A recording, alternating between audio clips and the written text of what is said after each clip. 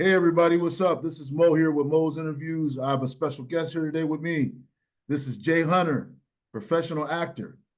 He played Ian Glenn in Tyler Perry's hit show, If Loving You Is Wrong. He also played Officer Webb on ABC's The Rookie. And I'm sure you guys all know about his role in Devon in the movie Acrimony with Taraji P. Henson. What's up, Jay? How you doing today, man? Hey man, I'm doing great, man. Yo, nice to connect with you, man. Really is. Yep. Yes, sir, bro. I'm glad to have you here today. Thanks for taking some time. I know your schedule's real busy, man. Yeah, not a problem, man. For you, man, anytime. So let's go back to the beginning. Why don't you tell everybody where you from, like the city, the state, and a little bit about where you grew up at. Yeah, so I was born in Buffalo, New York, actually about 90 miles northeast of Erie, where you're from. Yeah, I grew up there, went to elementary school, high school, and then, got a football scholarship, went down there, and that's where I met you, Yes, down in sir. down at Westminster. Yeah.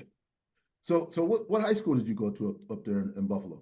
I went to a high school called Hutch Tech, Hutchinson Central Technical High School to be technical.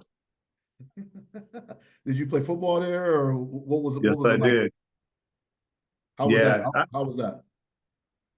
To be honest with you, man, I was 14 years old going to school, man. And I was just happy that they had real lunches, man. I went to elementary school, man. We get to school, the government box lunches, man, they'd come cold. Sometimes, Hmm. the sandwiches that have mold on it. Like, I don't know, it was like night and day, man. I went to Hutch Tech. Hutch Tech was downtown. It was like a more like you had to take a test to get into the school. So, Okay. the Okay. city kind of had a lot of backing, and it was very involved. So just to get there and you know what I'm saying, and be in this thing again, like I said, we got hot lunches. So man, hot lunches that they made after school, man. They had me there. I was like, man, I'm gonna eat properly, man. You know what I'm saying? I'll be able to go Right. to football practice without my belly touching my back. So I was just excited for that. But I met a lot of good friends there, man. Some I still talk to today, man. I had a wonderful time actually, a great experience. Matter of fact, when I was at that school, like we had to take majors. It was a college prep Okay. school, and I took Right. architectural design. And so Okay. I learned about like literally how to frame and different things like that. And it's crazy because way, way, way long time later, which is now, I got back into it and I Uh-huh. started buying up some properties and renovating. So I'd buy dilapidated properties in my neighborhood there where Right. I grew up, and I start fixing them up. Which, by the way, I'm in one of them now, and Mhm. it just got finished renovated. And behind me are these barn doors. So I built these myself, man. After trying to, these old houses, man. These houses in Buffalo, they were built in like 1900, 1910, some of them Right. Right. 1890.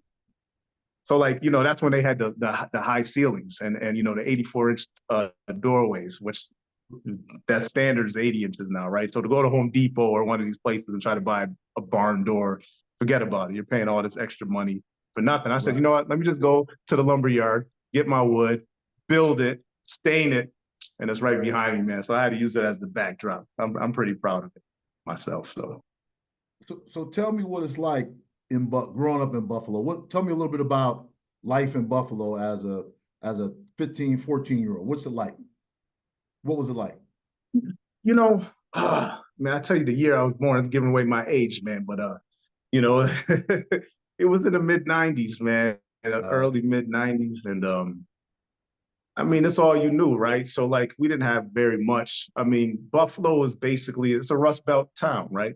Now it's mhm. starting to change, but back then it was during a time where most of that industry was closing up shop and they were moving away, either down south or overseas or whatever. So every year there's less jobs available, more people struggling, fighting for the little bit that was there, right? So you don't know when you're younger, but it was, and then the whole country as a whole, like in the late '80s, early '90s, was just going through a transition, especially in some of the urban neighborhoods, right? So for us, a lot of the neighborhoods they were in decay and loss of energy and jobs and stuff like that. So yeah, it had its obstacles, I would say. It had some hurdles to cross. And when you're younger, you don't really know anything else.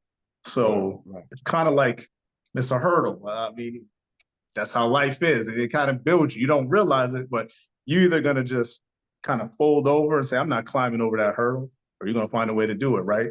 And I was always an ambitious kid, a big dreamer, and I gotta say I had good parents too, right? So there's always pushing me to like always look beyond what you see in front of you type of thing, right? So getting back to the, using the hurdle as an analogy, that's right in front of you. You got to look beyond that if you want to be able to jump that hurdle and get to where you want to go, get to the finish line, even if you can't see or know what that finish line is. Right. So Jay, I usually start off by asking about actually asking about your family and stuff like that. So did you grow up with both parents? Did you have any siblings or anything like that? Yeah, it's all relative. I would say maybe for us it was a big family. It felt like it. The three brothers in a room. My sister actually was in a room with us for a little while because just how life was back then, right? So we all kind of crammed up in, but we're kids, so it doesn't really matter. You know what I'm saying? My mom and dad, they were in my life the whole time, even though they weren't together. One thing that I definitely have such an appreciation for is they put us first. You know what I mean? So no matter what was going on, no matter what hardships, whatever disagreements they had, when it came down to us, it was not, they wasn't playing around. Like I couldn't go to Pops and be like, yo, can I blah, blah? He'd be like, that's your mom. I might have to, I go ask her. She's like, that's your dad. I gotta wait 2 days to talk to him. And by then, one of them say, no, forget about it. We ain't doing it. Like, whatever. You know what I'm saying? It was just kind of that thing, but it kept us on a straight and narrow. And even when we got off the path a little bit, which, as a kid, that's going to happen. It was kind of like them making sure, like, no matter what, they still, it was discipline, but they did it with love. You know what I'm saying? And as I got older, I'm so appreciative of that. When you're younger, you don't know better. You're just like, this is crazy. Like, y'all wilding, y'all doing too much. But let me be. And I look back and I'm like, man, you know what? I'm glad they didn't let me be. And they molded me who I needed to be. You know what I'm saying? Right. So let's fast forward to the end of your high school. So you got to graduate from high school. Were you getting recruited by a lot of colleges, or how did that work? Because you ended up playing college ball. What was that? Was there a recruitment process for you? Man, well, let me just say that I got duped in going to this one college by this dude named Maurice Troop. He done tricked me and made me believe that, you know what I'm saying, college was all that it wasn't cracked up to be. So I said, you know what, I'm going to ask him. No, let me just play it. That half of that is actually part of it actually is true. Because you were my chaperone when I went to visit. But honestly, it came down to one thing I knew for sure. Out of all the things I wanted to do in college and learn and stuff like that, I wanted to play football. That was one of my big dreams. Growing up in Buffalo, the inner city of Buffalo, people are like, that's not realistic, especially the school I went to, because the school I went to was supposed to be about academics, although we had phenomenal sports. Football was the only one that was not. Like, we were awful every single year that I played. So people just kind of think about like, yeah, you're just dreaming big, whatever, blah, blah. Well, hey, guess what? You got decent grades. You can still get into college somewhere and name some nonsense that I wasn't trying to hear. And I did have an exceptional senior year, and there was schools that were recruiting me. So I actually did get lucky, but nobody really who I wanted. I did have some opportunities down south. But again, now it's a big decision. I don't really know what to do. Then it's like, this is it. The college you pick, that's where you got to go. And I consulted with my my late father. He basically he kind of persuaded me to go to Westminster as well. So, again, I don't know if that was the right decision. You'll never know. You pick one place. I'm okay. I met you guys, so can't complain about that. Everything is a blessing. Right. So you end up coming to Westminster, which is, for some people who don't understand, you coming from Buffalo, and then you go into like a small town with probably, you got the college kids, and you got maybe 1,000 other people living in that town. 1,000. Listen, man, that might be a lot. You know what I mean? There were more horses and cows in New Wilmington, Pennsylvania than people, man. I'll never forget that first night that after football practice, we were at camp, and I was sleeping in the dorm. and I heard that was the only sound. I'm like, yo, what the? And they're like, yeah, you know, the Amish, they go by and you know what I'm saying, they drive horses. I'm like, what? You know what I'm saying? Like I'm used to getting on the metro bus, the subway, you know what I'm saying, go to practice, go back. There's noise all the time, all night long. There's people outside making noise. Man, that first night, you could just hear cricket. That's it. Crickets and the horse going by, man. I said, oh man, what did I get myself into, man? I'm gonna go crazy here. Right, right. So the first thing I noticed when we had our camp practice is I noticed your aggressiveness. Like you were really aggressive. Like on defense, you was coming. You know, where do you think that came from? That aggressive nature that you've always played with? Probably growing up. Probably growing up. Yeah, man, you know, again, it was the time. It was the atmosphere, the environment. You know, you kind of had to you had to watch it 6-man all the time. You know what I'm saying? So it just kind of instilled in you, or in me, I should say, without really realizing it, just like an attitude of being like, I'm gonna get you before you get me.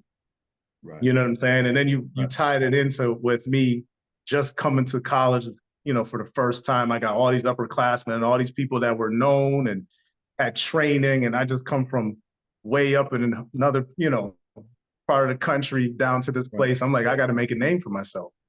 I got to show that I'm about it, or you know what I'm saying? I gotta make my mark right away. So that's what I try to do. Now, I also realized that aggression that I had, although it was good and it did help me in a lot of ways, I had a lot to learn.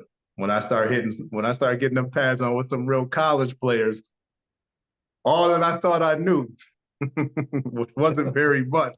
It hit me for reality. I'll never forget going against Eric Stokes, man. Like everyone's like, yeah, he's supposed to go to the pros, 275, plays tight end, blah, blah, blah. He's a big guy, whatever. We had to do this drill. We had to go against the tight ends. I'm looking at all the upperclassmen. Coach Huey at the time, he's explaining what the drill is. And he's like, hey, volunteer. I look to the side. I don't see none of these dudes jumping in. I'm like, yo, I'm about to show. Man, I go up in there, man, I'm ready. That same aggressive attitude. I'm about to show these guys who I'm about. Man, the coach blew the whistle, man. All I knew is I just felt a force. Bah! He just hit me so fast and so hard, and it wasn't even with pads, which I wasn't used to that because it was all about just being tough. And man, he not only did he have more strength than me, obviously, he was 100 pounds bigger than me. Right. He technique me, which I never even knew what technique was because we didn't learn that kind of thing. It was only the aggression. He did all these things that I've never seen before and I've never had to handle before. So I just got hit. Wow. And I just remember trying to fight with this guy and I couldn't get off his block. So I tried to do like a somersault roll. Like I went back on my back and tried to flip him over like some ninja or something, man. Like, yeah, I showed him because I'm still thinking that mentality. So I flipped him over and I'm like, yeah, I punked him kind of. And the coaches were like 8 yards down the field, man. I said, man, I think this dude just blocked me eight yards back. I said, okay, maybe, maybe I need to like pay more attention to see what's going on here so I can not let that happen to me again. So I do remember too, man. I think you were starting special teams at least your freshman year. And I remember specifically, it's the only time I ever seen this in my life. All the football I played. We kicking the ball off. They form a wedge in the middle of the field. Now, most people, I've seen people run into it, you know, but I ain't never seen nobody try to vertical jump over the wedge. That was the first time. What was your thinking when you did that, man? I remember that play. That was the first time and only time I've ever seen that. Man, you know what? That's a good question. I don't know what I was thinking either, man. But you know, one thing about football, and to this day, I've really appreciated in that space. Man, we just get to like, you let it all out on the field. And it's almost kind of like, that's when that mentality of just you got to get at it first would probably help me. Because then at the time, I got into about 100 fights when I was a kid. So it's all about reaction. Because it's fight or flight. If you don't react, yo, you getting seriously injured. You know what I'm saying? In a lot of different ways than one. And those things happened to me when I was younger. So now I'm on a football field with all these guys that are bigger than me, and it's physical, and I just got to react. So I'm running down the field. I see this wedge. These dudes are huge. I know what my goal is. I got to make the tackle. Right. And you're not going to stop me from, I'm going to do whatever by any means necessary. I'm going to succeed because that's still my mentality. But I think at the last moment, I realized I can't run through these guys. So at the last minute, I just jumped, which is also crazy because they were all taller than me. But Right. I just felt like I had a better chance going over than trying to go through them. But, hey, that's just what happened. And you almost made it, man. I mean, I think you pretty much vertically. Yeah. I ended up making it. No, see, I don't want to say the wrong thing. I want to feel like I still ended up on the tackle, but I don't remember. You broke it up for sure. You broke the wedge. Because I think they was like stunned, like, wow, I can't believe I just stopped. So let me ask you, like, one more question about your college career. You said you came in and you noticed that your technique and stuff wasn't there. Do you feel like by the time you got to your senior year or towards the end of your career, you have progressed in that fashion, like your technique, knowing that? You want to talk about that a little bit? Man, absolutely, immensely. Obviously, there was a lot of growth, going to school, and for the first time, I really, and not to take anything away from any coaches that I had before that, because that's not what I'm trying to do, but like, this was really the first time that I could really, and I'll be honest, a lot of things I didn't like at Westminster. We had really good coaches. You know what I mean? Now, I learned some other things as I got beyond college, but that was the first time that I learned what football really was about. Again, I just thought it was about being more aggressive. I'm tougher than you. If I'm tougher than you, I'm going to be successful. And like I said, that was a rude awakening. And it's not just about being tougher. It's about finesse. It's about technique. It's about understanding the game and how to accomplish what you need to accomplish on that play. So after 4 years of going through it, yeah, I mean, immensely. I went from just being this raw kid, aggressive kid that had maybe the right mentality to an extent to being a, precision, honed, chiseled down with my understanding of the game to be able to execute the way I need to be able to make the play. Right. So after college, did you play any after college? Did you play any? Yeah, college was crazy because I could have graduated, my fourth year, and because I had an injury early on in my career when I was a freshman, they basically used that so that I could play again my fifth year. So, my last semester in college, I had 3 classes. I dropped 1 class so that I can actually come back to play football again my senior year. My redshirt senior year, which would really been my 5th year. And the reason why they did that was because I was playing against a guy named Lamar King, I believe. Yeah, it was Lamar King. He went to Saginaw Valley, and he was getting recruited by the NFL. And they ended up, that team whooped us, man. They ended up beating us like 47-27. But I think I want to say player of the week or something like that, like something crazy. Like he had 2.5 sacks. He's dominant, but obviously scouts came to see him because he ended up getting drafted first round for the Seattle Seahawks that year. So I just got lucky. I had a pretty good game against his team. So scouts that were watching him, now I'm on their radar. So when that happened, Coach Nicholson and them, they got some phone calls, inquiring about me or whatever. So then that's when they came up with this, this master plan. They're like, yeah, okay, we're going to bring you back next year and, probably increase your chances. And then we were literally in a scrimmage, like preseason scrimmage. I was my 5th year that year that I was just there to play football, take a couple classes, graduate, and concentrate on trying to go professional. Yeah, I was done. I'll never forget. Done, had my pads off. We just, was in there. I was only in there for maybe 10 plays. It was just routine before the season starts. I can't remember, was it Coach Kelly, or one of them coaches, man. They were pissed at something going on. And they turned around. I literally was by the bench. Hunter, get back in there and run, blah, blah, blah. I can't remember what the whole play was, but I know it ended with arrow. So I go in there, I'm literally strapping back up to go in the huddle. All right, so I told, the middle linebacker, I don't know if it's Pavis at the time. I can't remember who was in there because obviously it was everybody was just switching in and out because it was just like a scrimmage. Right. It was preseason. And, you know, so I run in there, I basically relay the play to whoever's supposed to call it, they call it. And, you know, I get in there and I played safety, but man, we're taught to read the down block lineman. The lineman blocks down, you fill.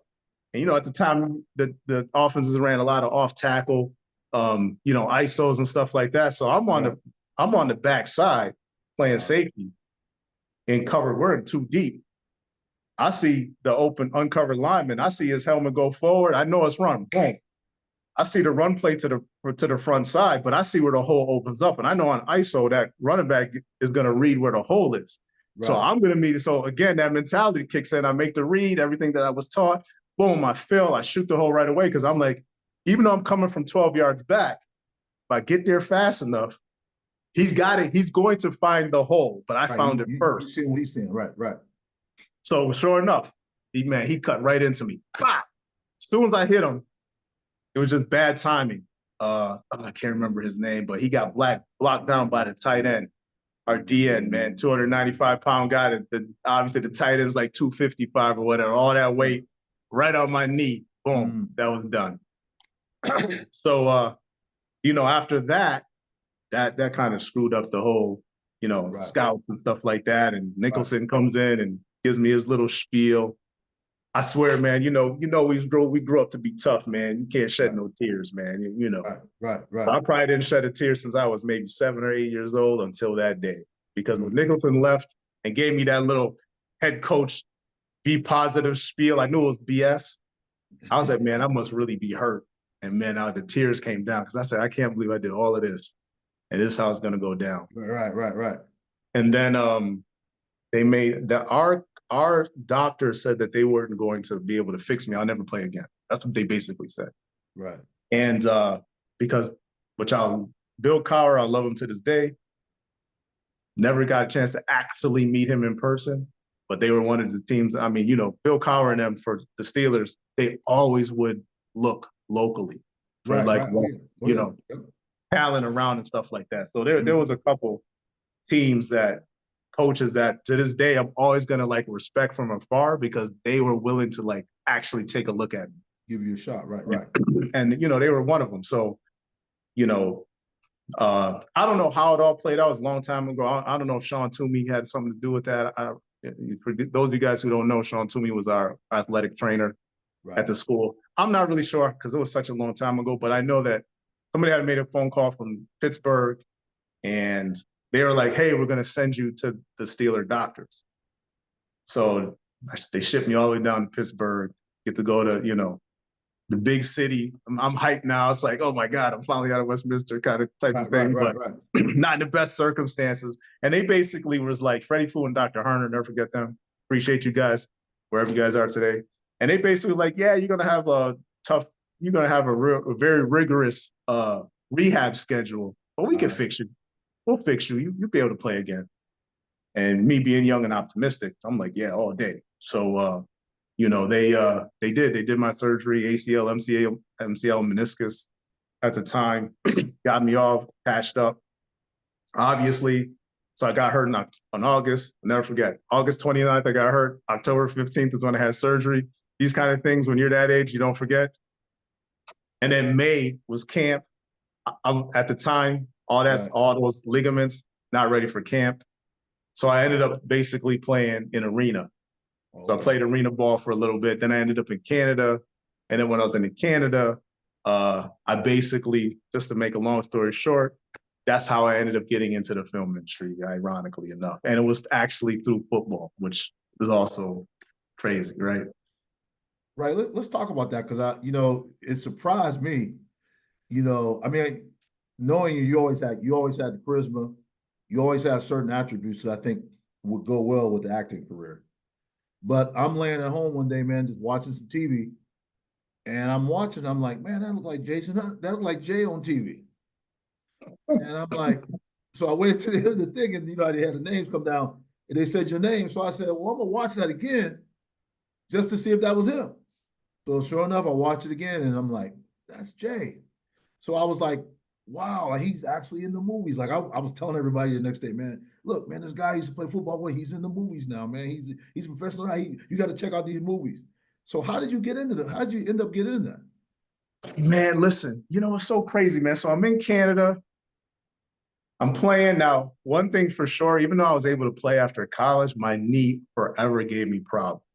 Anybody that plays football knows you're in the best shape ever and you're in the worst body condition ever because your body's always hurt. And for Right. a surgery where I was borderline never going to be able to play again, obviously would always have would just bother me, right? So I'm at the point where I'm like, I don't know if I'm going to play this. And then when you get to the professional level, it's not like college, even though we had a lot of, you know, how do I say it in a nice way? Maybe in civil kind of misdirections or, conflicts, I should say.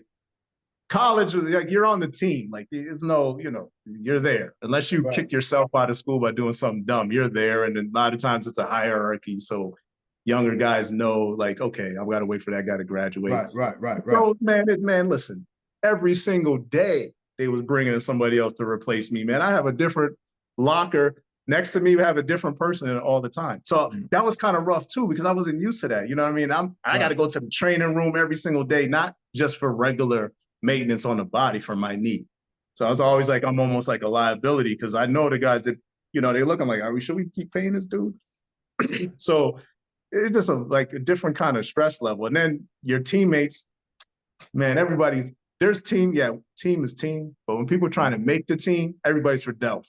Man, you get fights all the time, man. It's just like, you know what I'm saying? It wasn't the same kind of camaraderie that I was used to, like with us and stuff like that. Right. And then with all that, so I'm like, you know what? It was a little bit after 9/11, man. And I said, you know what? I think I want to, work for the government. I was like, so I basically got hired for INS at the time and I was going through the whole process, Right. And I'm still keeping in good shape because you never know what direction everything's going to go. And I get a phone call up in Canada. If you could play football, the hockey's God up there. So if you could play football, it's a small community. Everybody knows who you are. Right. So somebody knew somebody who called somebody else about it, and they're like, yeah, we want, all the best football talent in the GTA, whatever, that's Toronto, Greater Toronto area, come and trial for this, do these stunts on this movie thing or whatever. So that's what they were saying. So somebody got my number there, so they give me a call and they're like, hey, can you be at such and such at, in like an hour and a half or whatever it was. It was like all the way across town. I'm like, what, football, movie? That sounds fun. Let me do that in the meantime while I'm waiting for this whole process thing to go, through with the government. Man, I shoot up there. It was a combine. So I was right at home, man. Had nothing to do with acting. It was all combine football stuff, one-on-ones. I'm D'ing those guys up. Canada, amazing players. There's a lot of talent up there. But this was a show that was based on the NFL, kind of like mimicking the NFL. So the rules were like NFL rules. Canada rules are a little bit different. So I play DB. So I'm man to man. I'm press coverage. You don't really press in Canada because guys go on high motion. It's really difficult to press high motion. You can do it, but it's difficult. Those guys aren't used to having to stand still. Their lateral movements aren't the same. They're phenomenal guys, phenomenal athletes, phenomenal football players, but we got different kind of skill set than they do. So ain't nobody getting off the line on me now because it's like, okay, now you're playing my rules. You guys aren't used to it. So I had the advantage. Right. So, you know what I mean? So we did all of that. And then they gave me a call and they basically like, hey, we want you to, sign with us and do these stunts or whatever. So I get in and I'm doing the stunts and football and I'm around football guys again. It felt good. And it was just like that whole thing. And then after a while, I didn't like it anymore because it was like fake football. I'm like, I don't want to do fake football. I don't want to pretend that I can't tackle this guy when I know in real life he would never, ever get around me. You know what I'm saying? So I'm like, there's no way. I don't like it. And I wasn't used to I was fascinated by the film industry on the logistics of it and how like all the different departments move, like kind of like the military. Like my family's military. So like, you know what I'm saying? We got taught a certain way. So now I'm seeing all of this. I'm like, oh, this kind of mimics the same kind of situation. This is really dope how they can move all the departments in unison the way they do. So that got me. Then I'm watching the actors and I got a chance to be around them a little bit and I'm seeing their process. It was fascinating to me. But when it came down to the football, again, football is still in my blood. This is what I do. wasn't real. And then I got people telling me what to do and do this. And I'm like, I'm only listening to the coach or the GM. I don't know who you are. Like, the person who, some random person don't be telling us what to do, like how to wear, didn't tell how to wear my gloves and my face mask and my chin strap. These are wardrobe people. I didn't know at the time that that's their job. They're supposed to basically make sure everybody looks a certain way. Right. Again, I come from football. You hired me to do some football stuff. I got my chin strap a certain way, my mouthpiece. I'm looking at them like they crazy. I'm like, man, what are you doing? This is how I wear my gloves. Literally getting into like debates with them because I don't know any better. I don't know I'm supposed to list them. Nobody told me that. Right. These people are just like, oh, you're supposed, and they're not asking me to do it. They're telling me how I'm supposed to do it. So that's why in my mind, I'm like, tell me what? You wash clothes, man. How you know how to design clothes. How you gonna tell me how I wear my football stuff? I've been doing this my whole life. So, after a while, I was getting over it, man. And then, which was the first AD for that particular episode, because it actually was a TV show, it wasn't a movie. So for them to go really fast, for those of you who don't know, AD switch so that a whole crew of the AD department would prep with a director, and basically they'll prep for the next episode. And then when they're shooting the one previous, he'd be prepping for the next episode for the next director. So they kind of flip flop so that they can go faster, because there's a lot of prep work, a lot of preparation when you film. So basically, first AD came in. He's like, "Where's Jay Hunter?" And it was like kind of a locker room situation. So again, he's not the GM, he's not the coach. The coach would be like the consultant for football on there, but he would be like a real coach. So we would talk to him and we would address him as a coach. I'm just like, oh, I'm thinking they're gonna like fire me or something because I'm like really over it, and I'm probably showing it in my body language, and I don't listen to none of the wardrobe people. And they take me upstairs and they literally give me a script, and they're like, "Yeah, you see this guy? How would you perform this, basically? How would you say these lines?"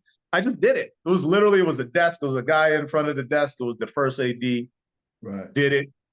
It was like, great, we love it. This is your role, blah, blah, blah. So now I go from doing the stunts to doing this, doing my first like actual acting gig.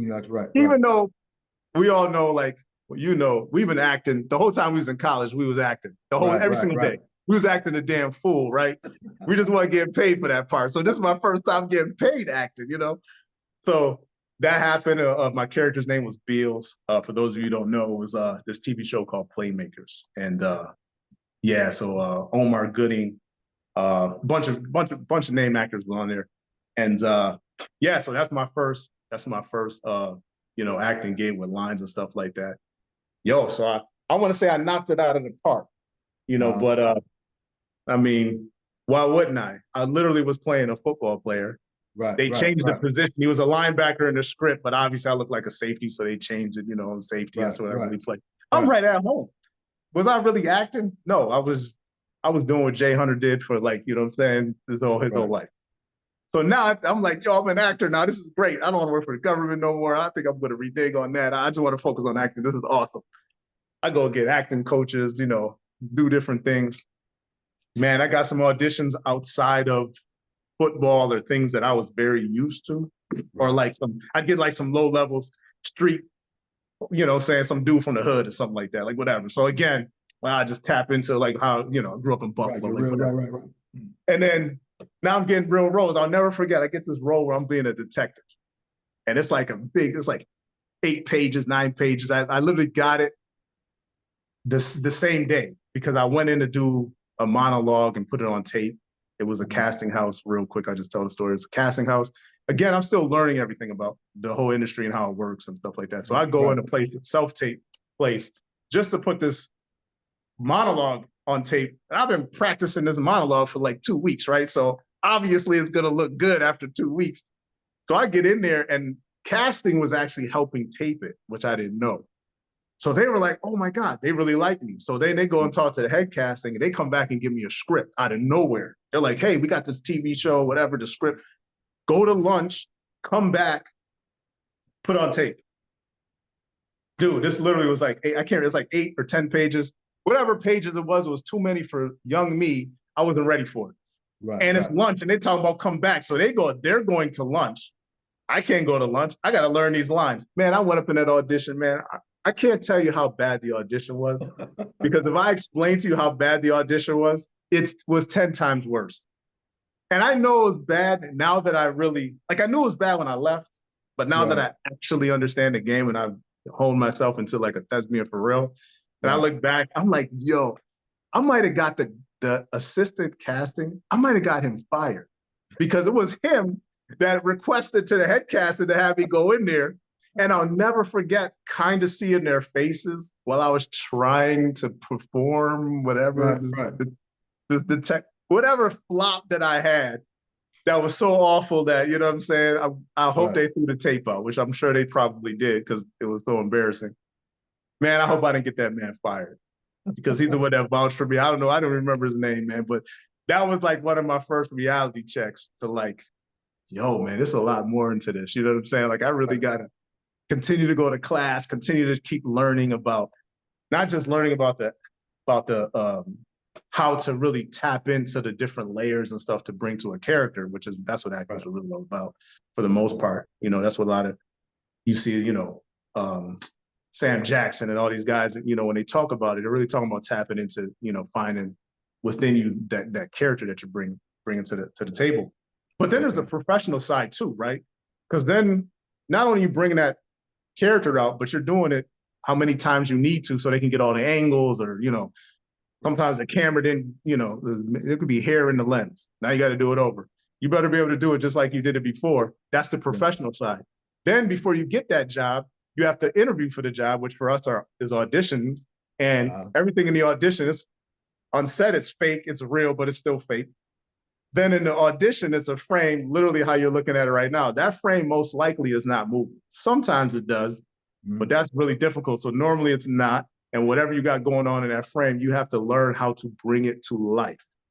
So that's another thing you have to learn, right? So there was a lot to learn for me to get to where I, you know, eventually got. So another humbling, you know, a humble pie. But I've been there before because it happened to me when, you know, growing up, constantly getting into situations and fighting your way through it, and then going to college for the first time and thinking, because I ran faster than most of the guys there and because I could jump higher and change direction faster, oh yeah, I'm ready. Nah.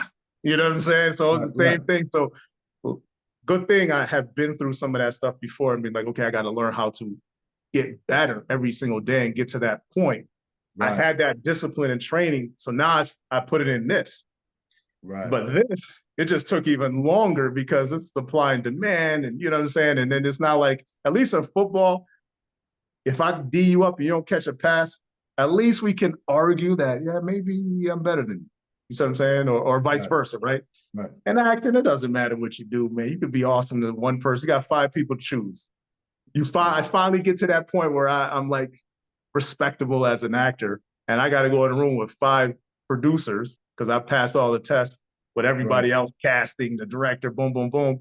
And they all got different reasons why they like me or they like somebody else or don't like me or whatever, right? And there's no way to really challenge that because it's all subjective. So it's a whole nother beast, man. This game is, it's a game, just like playing football, but it ain't being on the field the same way. Right. So how did you get hooked up with the Tyler Perry movies? How did that all happen? You know, Tyler Perry, which, man, mad respect for what he's got going on, what he's done, you know, how he's brought his empire to where it is today, man. Yo, it's awesome. And he's an awesome dude. Like, you know what I'm saying? Working with him and stuff like that. So mad love, mad respect for them. But really it was the same process as everything else, man. Like I had an agent, a manager, you know, and what they're doing is they're trying to find interviews and auditions for me and trying to get me into a situation where I could be seen by casting. Casting likes me when projects come out and they try to pitch me to, you know, the directors and the producers and stuff like that. So it's kind of the same thing. Okay. You know, I've auditioned for Tyler Perry stuff. So let's say before I booked Acrimony, I was auditioning for, you know, I don't know, maybe 6, 7, 8 times. I can't even remember now because you go in, and if it's not like you go and interview for like, you know, KPMG or whatever, and you know you don't get the job, and they give you a nice letter and say why, you know, they thank you for applying and we love the interview, but we're going a different direction. In acting, you hear nada. So you Mm. never know. This is kind of like, oh man, he ain't getting nothing. And it's levels, right? You got to go through different interview processes. So it's like, so you never know if you're even doing a good job or not. You got to really believe in yourself and what you're doing. Right. And finally, yeah, I was 2016. I wasn't really booking anything big, and had a little struggles along the way. And one of my homies that I had met out there, he was a filmmaker. He kind of like was like, Jay, come help me shoot this like low budget project. And I said, you know what, I can get behind the scenes a little bit and learn as a producer, and Right. it'd be Right. good Right. for me. Always trying to learn. So I'm working with him on something, and then my agent calls me. I was like, I'll never forget. It was like 11 o'clock. And they were like, yeah, you got an audition at 2:30. So I got to go to my boy, and I'm like, look, man, I know we're shooting this thing, man, but listen, let's try to check. We got to change up some stuff because I got to go and do this audition, and I need to study. So I go to the audition, whatever, audition for it. And then I want to say maybe it was sometime at the end of that day, I get a call and they're like, yeah, you booked that audition that you auditioned for, and it shoots in Atlanta. And I was like, okay. And they're like, yeah, they're going to fly you out first class, boom, boom, boom. And then they tell me it's Tyler Perry Studios. I'm like, yeah, word. I was like, okay. And I had to get on the plane that next morning, 6 o'clock in the morning, I think, which is I actually missed that plane. And if Tyler Perry and Mark Swinton and them weren't the stand-up guys that they are, I'm telling you, I probably would have got fired before I ever stepped foot on that studio, because I actually missed the plane. It was a legitimate reason.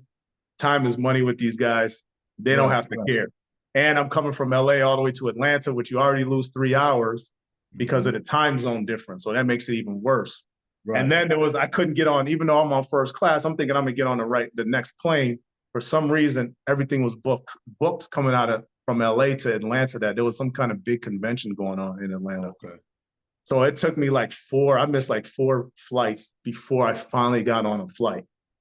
So I'm in like big trouble. So out of all that, I think if Mark, because I talked to Mark on the phone, and he was very professional, but he kind of let me know that I was, what I'm saying? I kind of was dropping the ball, and I'm so embarrassed on the phone, and I still haven't met this guy yet, and I'm just like, man, I'm about to get fired. The biggest thing that I've ever gotten in my entire life. This is the biggest thing, bigger than when I signed my first, professional contract for sports. Right. And I'm like, man, if I get fired before I end up going to Atlanta, I'm quitting. That's what I told myself. That for sure. I'm like, that's it. I don't deserve to do this. And I got there, man, late and everything. I had to go straight to the studio. At first, I was supposed to go to the hotel and then the studio. Because I was late, I had to go straight to the studio, which is also, last thing I want to do is get on the studio with 200 people and they're all looking at me because everybody's being held up because of me. So I'm like, oh my gosh. So they bring me to the studio. They're taking me to my dressing room. And then while we're in the elevator, the person that's bringing me up was like, oh yeah, before we take you to your dressing room, the CEO, Mark Swinton, wants to meet you. And I remember that was the guy I was on the phone with, right? Like, oh shoot. He's like, yeah, we got to meet him first. So now I'm sweating bricks again, man. It's almost like, like in sports, you get a pink slip. Well, this is how the team that I was with. That means you're getting released. You never want to get a pink slip. You're always afraid to go in your locker and see a pink slip. I was thinking like, I'm about to get this pink slip by the CEO. And because they got money like that, they probably flew me in just so they could look at me and fire me and send me home. I swear that's what I was thinking. I said, man, I'm super embarrassed because I'm like, I can't even, I had legitimate reason, but it don't matter. Like these people spending millions of dollars a day. Man, I get into this guy's office, man. First of all, it's mad plush, dope office, man. I can get up in there. Man, he's a brother too, man, which I didn't know at the time. I was like, oh my God, this guy gave me an opportunity, man. I would let him down. He sits me down. Man, this guy starts asking me about the script.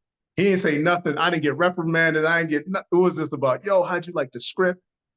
So we get into the script. Then he's like, man, thank you so much for, wanting to work with us. And I'm thinking in my head, this guy, he set me up. There's no way. Because, I'd come over here. I'd pay if I had the money to work with you guys. Right. You thanking me. I need to be thanking you. That's what I'm thinking in my head. They were so cool, man. I was like, wow, these people just awesome. And then he was like, okay, we're running late, so you got to go to your dressing room. Everything's ready for you. You'll be met with a bunch of people and blah, blah, blah. So I'm like, okay, cool, man. Thanks. And we was vibing at the time. So I'm about to get up and go. And he was like, yeah, what happened with the plane? I'm like, oh, I knew it. Yo, he played it so smooth. So I sit back down. I was like, oh, man, he about to get me. So I told him, you know what I'm saying? Like, long story short, because I was filming, you always want to have your phone off because you never want to mess up sound. So you shut all your phones off. And because I'm producing, I got my phone on me. If I was the actor, I'd probably have it in my locker. Right, right. Or in the dressing room. But I got my phone on me. I had to put it on silent. So I get home at 2:30, 3 o'clock in the morning. I have to be ready to get picked up at 5:30 from the limo that was coming to get me. I forgot to take my phone off the do not disturb and silent. And where I was living at the time, there was no way to access that building. So it's not like I had a buzzer or anything like that. You had to call my phone. Right. So lo and behold, I'm like, let me just get an hour of sleep so I could be ready for this day. Because I'm like, you know what I'm saying? I've been up all day auditioning, all this crazy stuff that happened, this good stuff. Man, I forgot to set my alarm. I think I got up at 5:30. And I just looked at my phone and I seen all these calls from this number, which was the guy downstairs and the studio. I literally grabbed like an underwear and some toothbrush, man. I think I did that. I threw it in the bag, ran outside. The dude from the limo was waiting for me, telling me he couldn't get in touch with me. I jump in, we zoomed to the airport literally while we was pulling to LAX, which is crazy if you guys have flown into LAX. So now it's traffic jam, and literally my plane is leaving. It was right at the time I was supposed to leave. So I said, oh, great. And that's how it went from there, right? So that was the backstory. So I had explained to him, I was being honest, and I told him, I said, look, I know this is not a proper excuse, but I'm just telling you that is the truth. Man, he was so cool, man. He was like, oh, don't worry, man, we're running behind anyway, man. He was like, I understand. Like, he was just so, like, it could have went so many different ways. Like, he the top dog there, right? Like, at the end of the day, I think he been where I was before, you could tell. Right.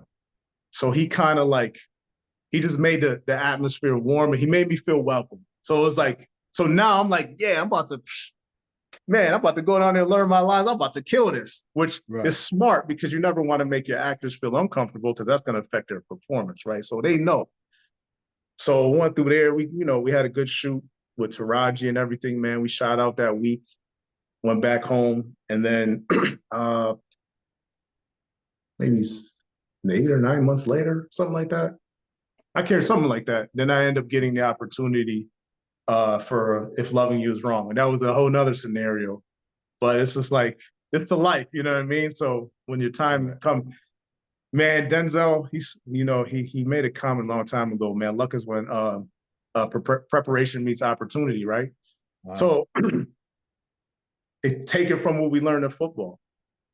Taking what I learned from, you know what I'm saying, growing up in Buffalo and everybody telling me that the opportunity is probably never going to come. Right. You just prepare. You prepare, you prepare, you prepare, you prepare. You be the best you could possibly be. Don't ever get discouraged because, there's going to be bumps in the road. You see the vision and you see the finish line beyond the hurdle, even if you can't see above the hurdle. Right. And you just keep going. And then when your opportunity comes, you're prepared. That's your lucky break.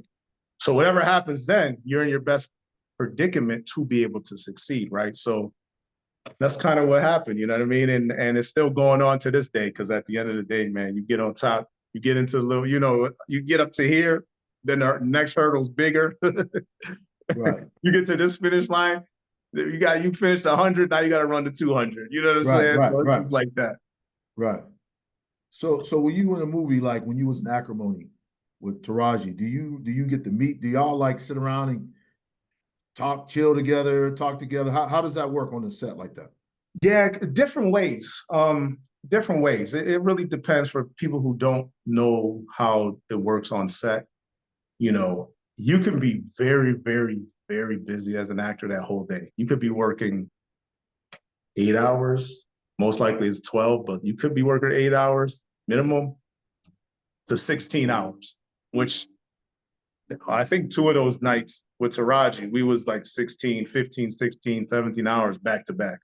Uh, So you know what I mean? But you also spend a lot of time with each other, with your colleagues, because you guys are working scenes and doing all this kind of stuff. If you guys are doing a lot of scenes together. So that particular movie, all my scenes were with Taraji. okay. So I did get a little bit of time to like kind of, you know, talk with her and stuff like that. Like we didn't have too much time to just shoot the breeze because she also was in a whole bunch of other scenes. Okay. Right. And Tyler Perry shoots really, really fast. So it wasn't like we had too much downtime. Like on The Rookie, it was 8 days for one episode. Like you got some time. Like we kick it a lot. Right. You know, Tyler Perry stuff, yeah, you kick it, but you going. Like you got to be prepared. You got to be so. Normally, when you are kicking it, you're probably going over your lines with your colleagues because when Tyler's ready, he's about to call you in, and you got to be ready. You know what I'm saying? That's the professionalism of it. Like you don't want to waste time. But one thing about Taraji, man, she's super warm. You know how she got, you know, I mean, she always did her thing, but she really got popular like playing Cookie or whatever, which by the way, she was actually filming Empire at the same time she was filming Acrimony, which is crazy. Okay. That woman works hard. I work hard. She works harder. Like she deserves everything that she has and where she's at. Right. And yeah, so get a little bit of chance to talk, whatever, boom, boom, boom, and then she's got to go and do her own a scene real quick that I don't have to be in.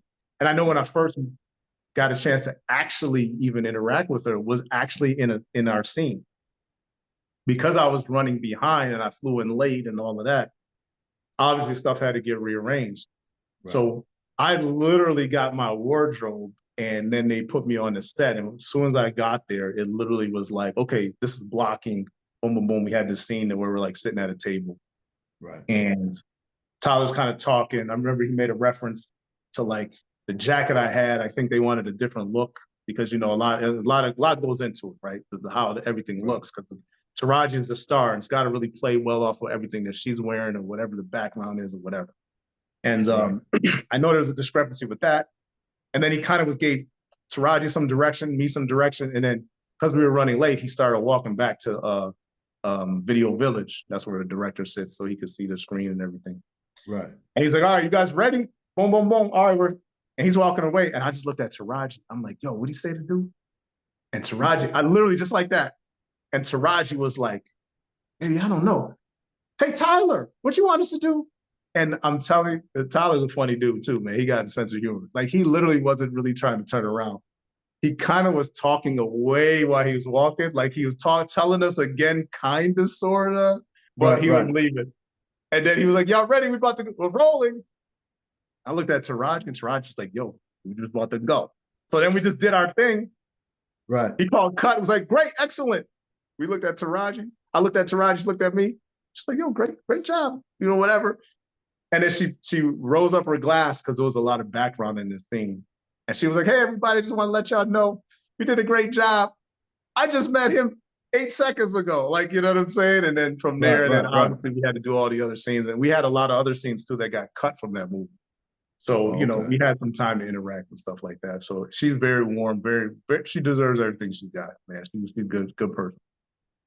Right. So you also when you work for somebody like Tyler, you get to meet him, talk to him. I mean, what's his personality? What's he like? Yeah, he definitely got a sense of humor, man. He's cool, man. He's a businessman for sure. Businessman. He knows his audience. He knows what he wants. But he's a good dude, man. He definitely like he tries to give us opportunities. You know, he tries to give a lot of people opportunities, but he's been there before, right? Of a struggling artist and trying to make it happen. And the guy went from $0 to a billionaire, like literally. A lot of these people go and become billionaires. They had some backing from somebody. Like he literally went from 0 to $1 billion, right? And then a lot of it understanding his audience once he got into it and got that niche and, you know what I'm saying, start being able to make some programming. Right. So he's really about that. But man, sense of humor, man, like he's about business, like any professional who's trying to, you know, make money, but like you do your thing and he's, you know, he's going to show you love at the same time. Like, you know what I'm saying? Because like I said, he's been there before.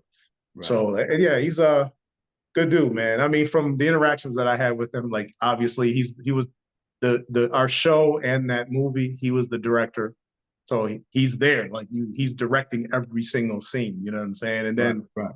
on If Loving You Is Wrong, obviously I was part of the main cast, so he would have to bring them. We do some things like he would do like a dinner every season for like the main cast, so we'd all get to come out, after shooting and have a dinner at some place, and and we'll Right. all be around and picking his brain about stuff, man. And you could tell he's tired because he just be going hard all the time, but he Right. trying to give everybody them tidbits and little knowledge here and there, and just kind of kicking it. Then he'll slide out, you know what I'm saying, like real quick, Right. and be like, "Yo, hey, wait, don't leave us with the bill," type of thing. But they've already be taken care of. Right. So it's all in all, man, it's been good times, man. Definitely working on that set in general, in that space. Any Tyler Perry production that I've been on is well worth it, man. It definitely feels like a family, Right. and attitude reflects leadership. You know what I'm saying? And obviously he's the one at the top. So Right. So Jay, a couple more questions for you now, man. I really definitely, once again, I'm with Jay Hunter here today, y'all. Played in several Tyler Perry movies, and he's a professional actor. So Jay, what do you love about it, man? Since you've been in, what do you love about this business? you know, I've it took me a while. Like I want to say when I was younger, I was an opportunist in a way, in a lot of ways, right? It was Uh-huh. just kind of like you're young, you're just looking for that opportunity. So you get into something that's kind of cool, you want to go after. But I was always intrigued. I love learning, and it opened up a whole world of opportunities. And it's funny because the more I started learning about how to hone my craft, the more I started learning really about myself and really the meaning behind doing this whole lesbian thing in the get-go, whether it be on film or stage or whatever. Even just being in front of people in general, understanding like a purpose behind it, and it's much bigger than just going out there and you know, whether it being a fool because it's comedy or whatever, just kind of like it's a lot bigger than just you just going out or me going out having a good time and having fun in a job that I love and then going home. I Right. realized like I've always been someone that's big on education. And education to me, when I look at education is the first thing you got to do is you bring somebody awareness. I don't care if it's history, math, whatever. You make somebody aware of something. You teach them another point of view or a way to solve a problem, find a solution to a problem, whatever. Right.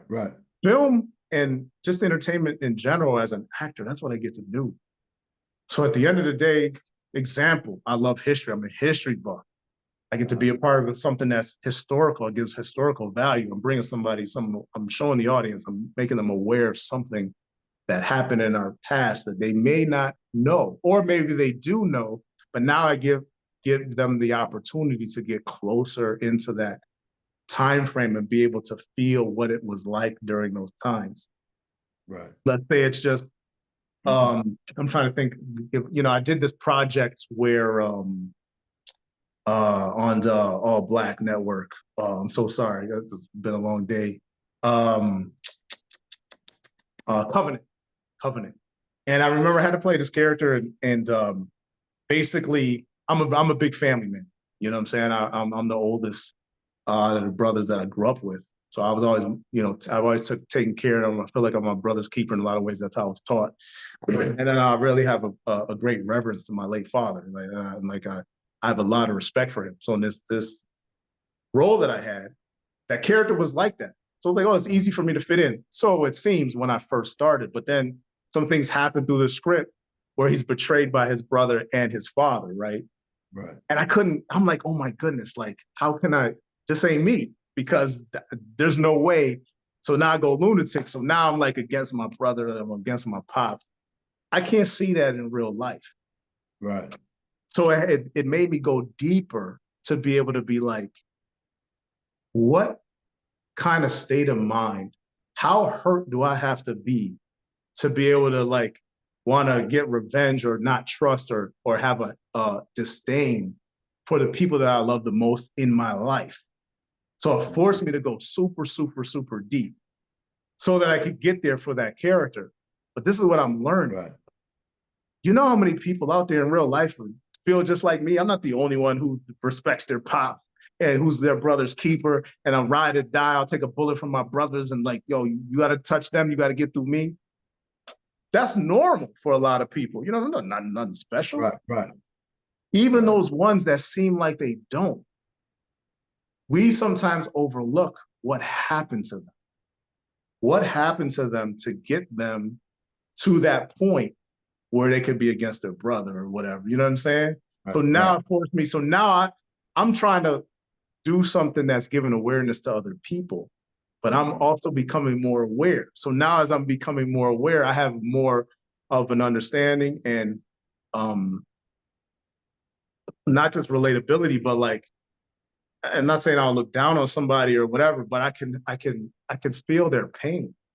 They're a Right. human that's been through something that maybe I was blessed or lucky enough not to have to feel, you know what I'm saying, or have to go Right. through.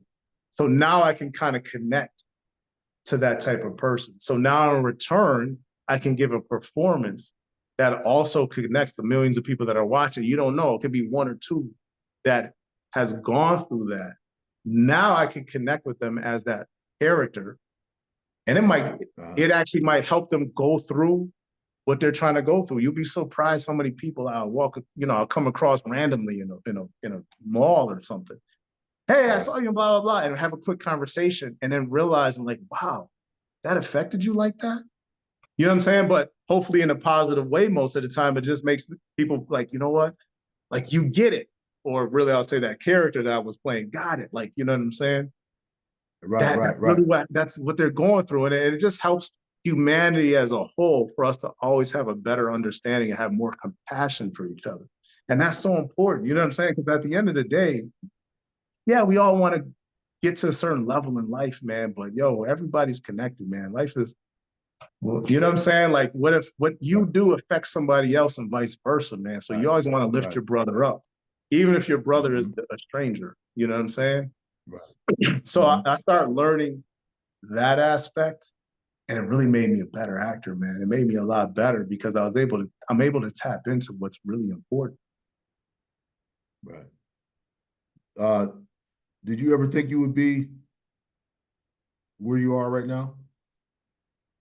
Like a famous, like a big time actor. Did you coming up in Buffalo? Did you ever feel like, man, did you see yourself at this point right now? Man, honestly, I have to say no. Um, I always felt, again, as a child, you only know so much, Mm-hmm. 14, 15 years old, like literally outside of my dad saving up all his money. So for 1 week out of the year, he could, throw us in his car and drive us to another town or another part of the country so that we could see it, which helps. It helps a lot. Right. But like you only know what you know, right? So how big something can be, what your purpose is. Man, I wanted to play football and I love building buildings. Those are two things that I knew that I loved, you know what I'm saying? And I Right. was just Right. chasing that.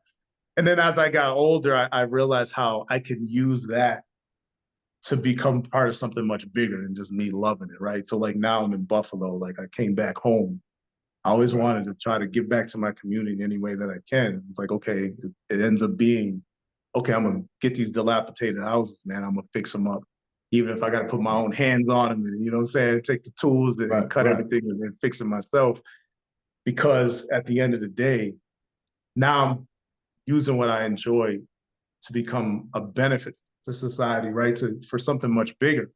Right. So acting, the architecture, that stuff when I was younger, yeah, I wanted to do it, but I could never imagine like where it was gonna really get to, right? Although it's funny because when I was younger, obviously I always wanted to play football, and arena football would come on television, and the CFL obviously being in Buffalo, right by Right. the Right. border, we get a chance to see that a little bit. Obviously, the NFL that's the thing, but it's crazy because when I was younger, I could see myself playing in an arena in Canada. Right. That's the craziest thing. I don't know why, because that wasn't my goal. For some reason, I could see that. And the irony is, I end up, you know what I'm saying? End up, Right. Right. Right. you know what I'm saying, playing CFL rules. I end up playing, arena rules. And it's like, one day I thought about that. And I was like, you know what? I actually would I envisioned myself doing this.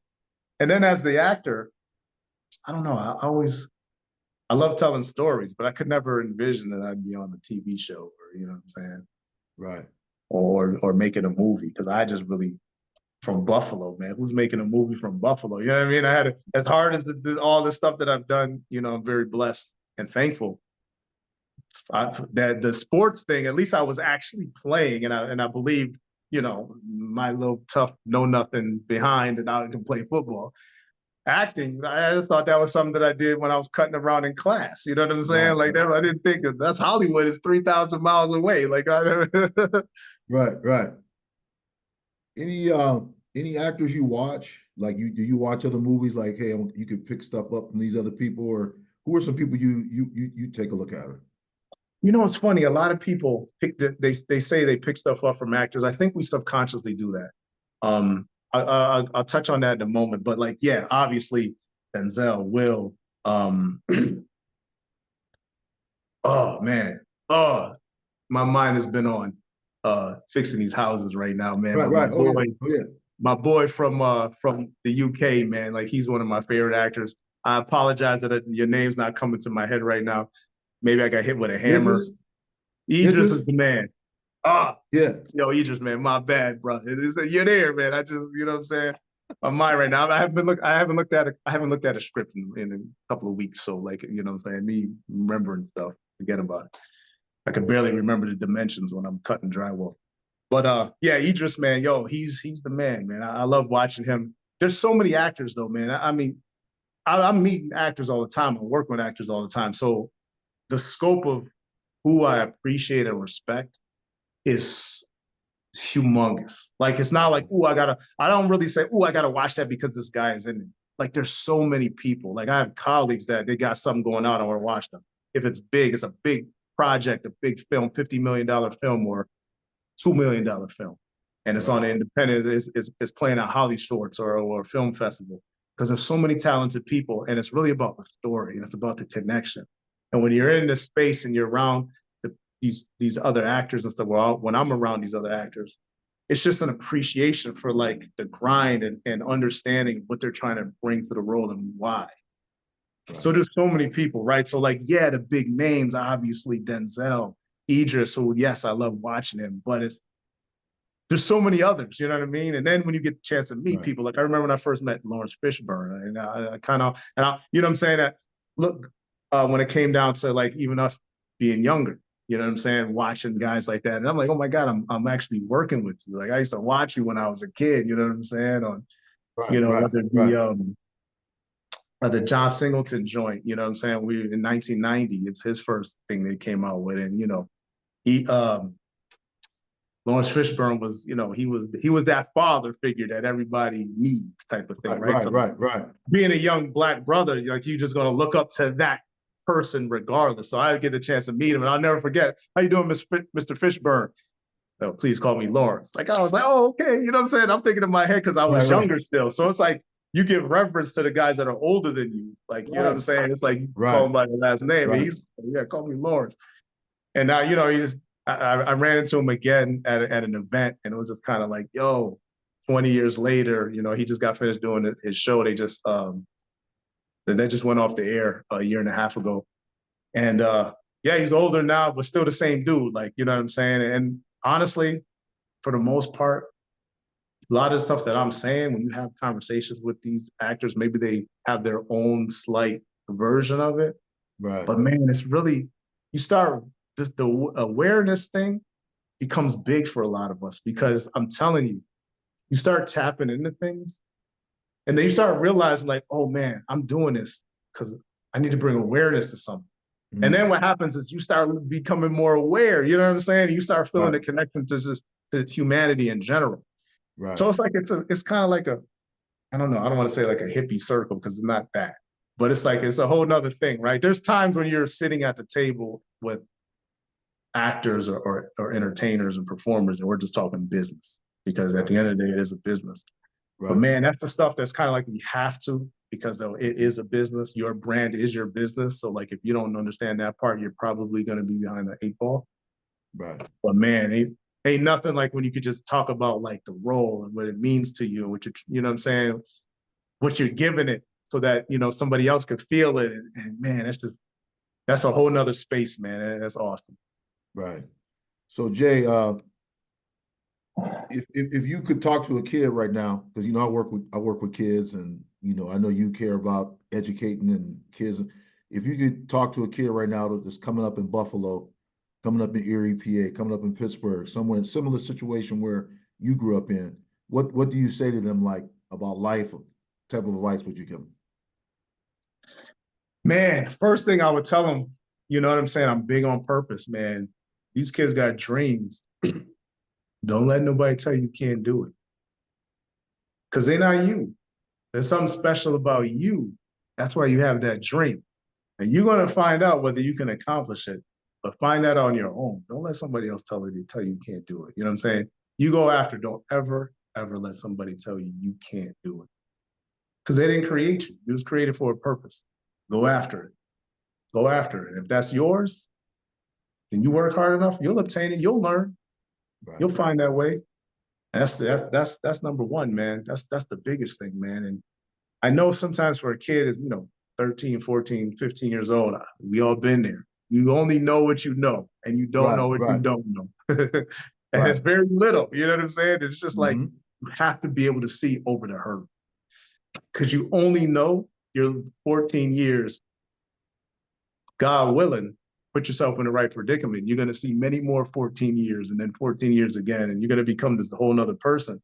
And the accomplishments that you're going to have through the struggles and going around the hurdles, going to be immense, man.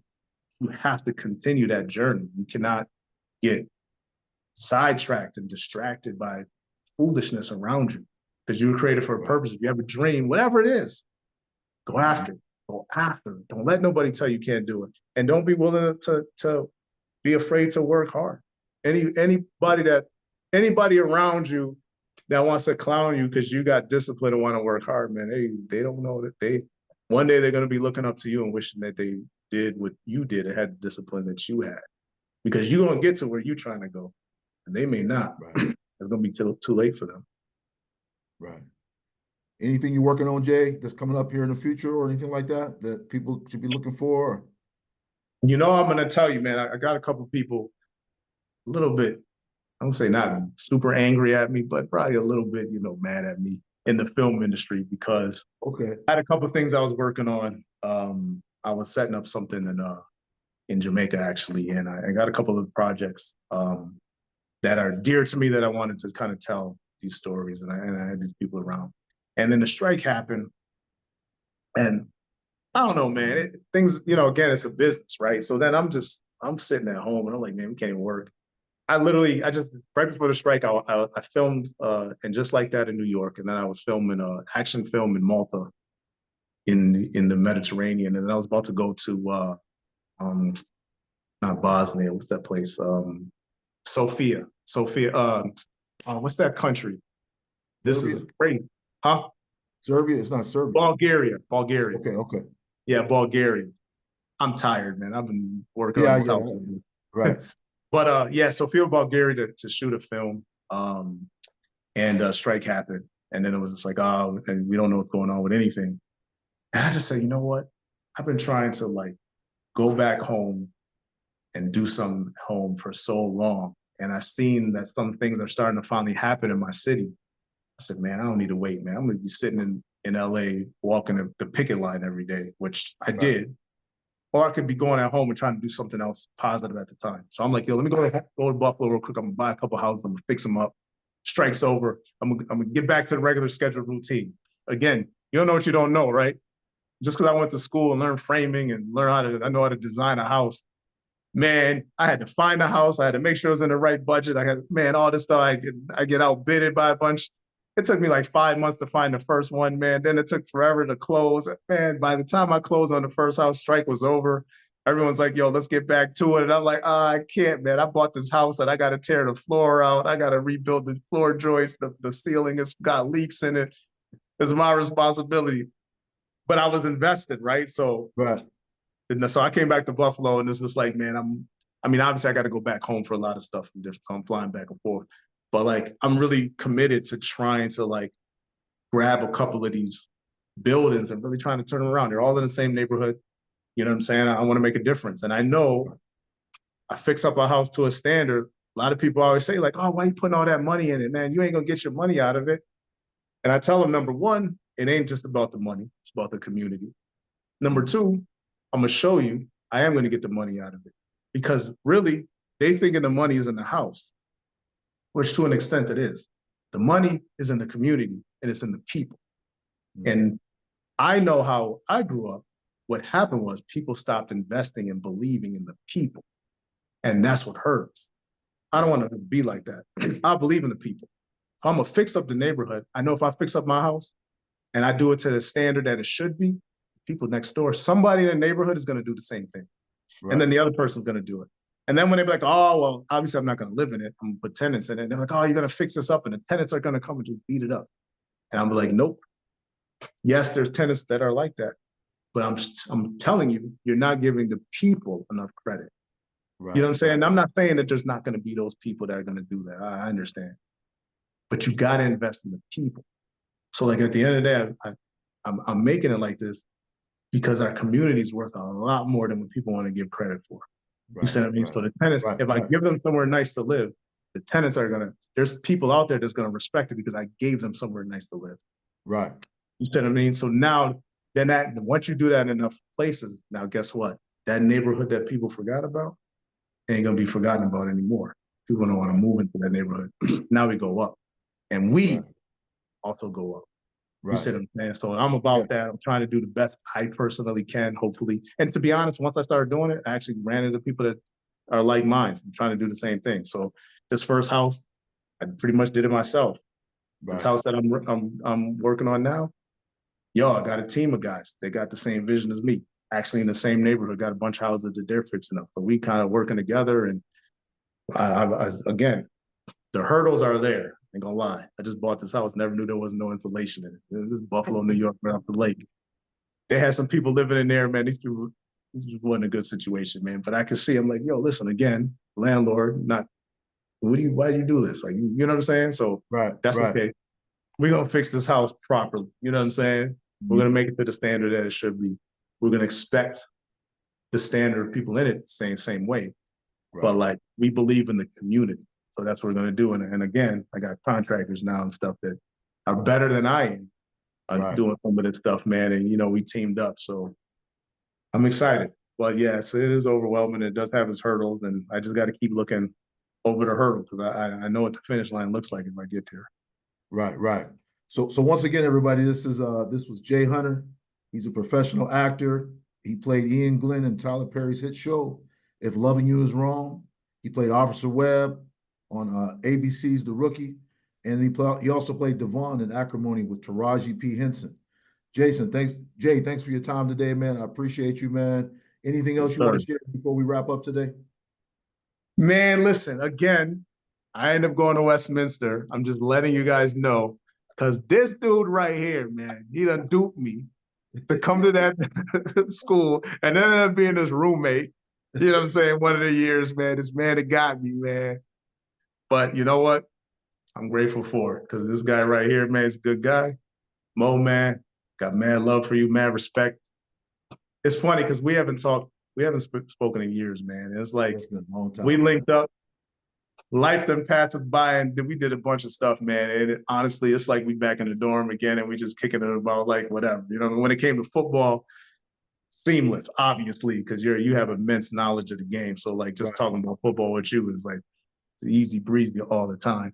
Life, everything, man. It was just like I have to remind myself that, man, we really didn't catch up in a long time. Right, it's been a long time. Awesome.